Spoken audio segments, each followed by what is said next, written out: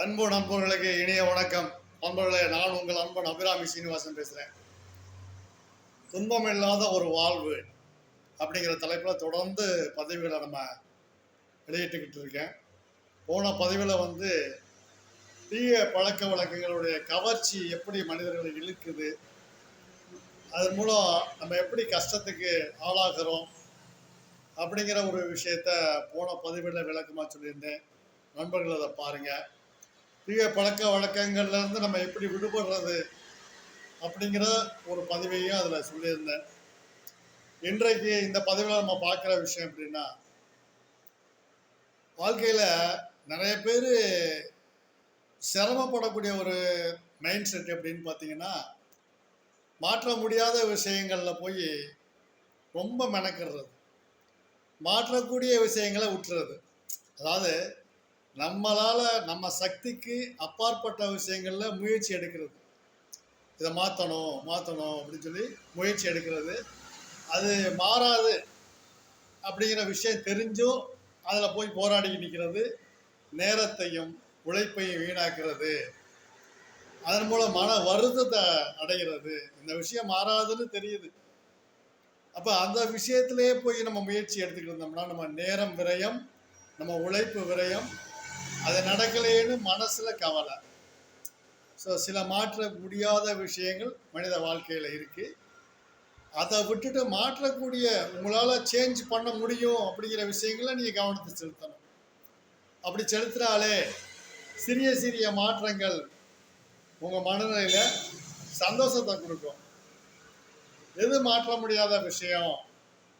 சில பேர் சொல்லுவாங்க, நான் ஏன் தான் இந்த இந்தியாவில் பிறந்தனோ தெரியலைங்க, ரொம்ப மோசமான ஒரு ஊருங்க, இது மாற்ற முடியாத விஷயம். நீங்கள் பிறந்தது தான், நான் அப்படி கருப்பாக பிறந்துட்டேங்க, நான் மட்டும் சிகப்பாக பிறந்திருந்தேன்னா இதுவும் மாற்ற முடியாத விஷயம்.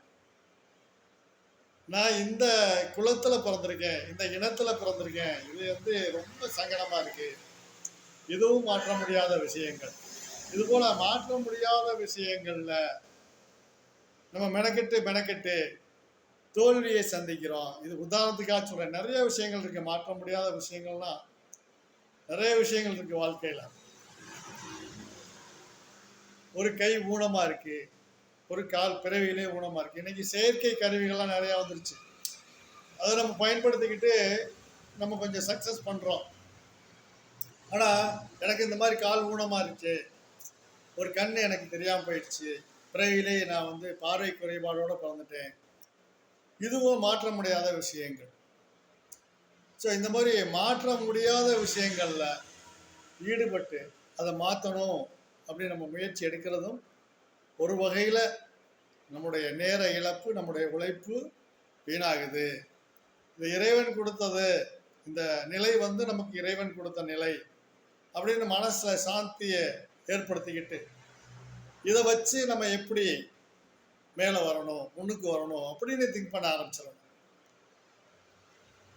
மாற்றக்கூடிய விஷயங்கள்ல கவனத்தை செலுத்தணும். எப்படி மாற்றக்கூடிய விஷயங்கள்லாம், நீங்கள் ஒரு ஸ்மோக் பண்ணுறவராக இருக்கலாம், இல்லை ஒரு ட்ரிங்க்ஸ் பண்ணுறவராக இருக்கலாம்.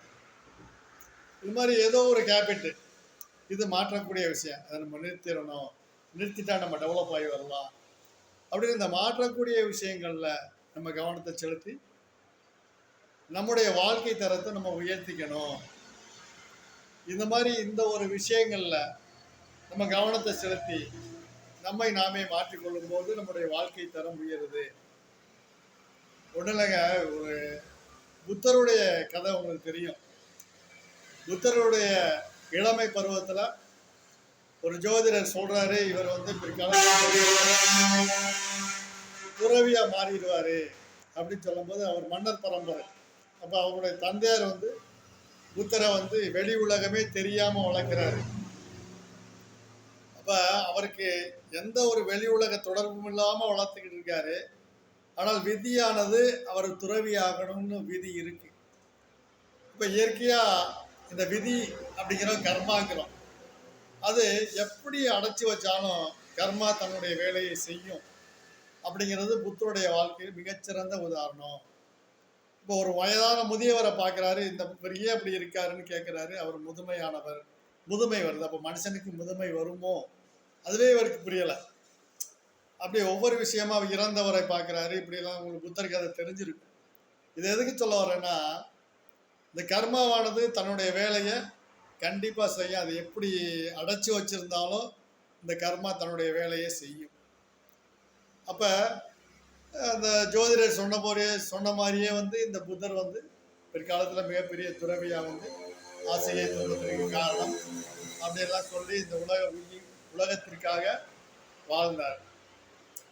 அப்போ கர்மாவானது அவர் துறவி ஆகணுங்கிறது கர்மா, அதை எப்படியும் தடுக்க முடியாது. அப்போ மாற்ற முடியாத விஷயங்கள். அவரே துறவி ஆயினார்.